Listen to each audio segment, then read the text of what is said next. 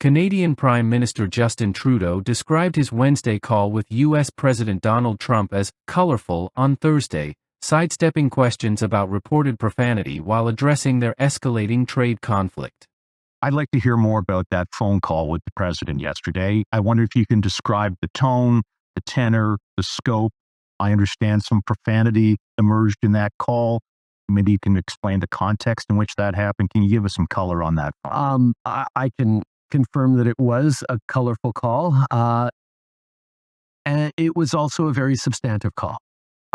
We talked about a range of issues, of course, primarily the trade war that they have chosen to unjustly launch on Canada.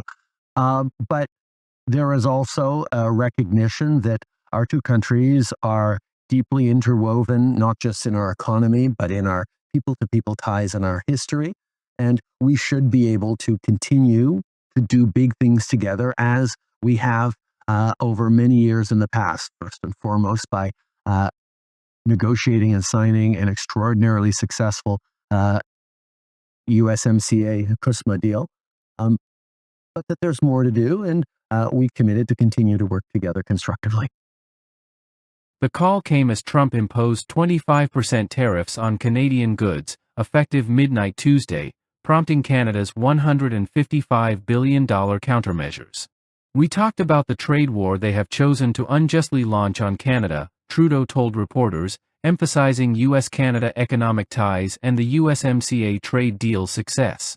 When asked about profanity in the call, he deflected, "It was a colorful call, but also very substantive."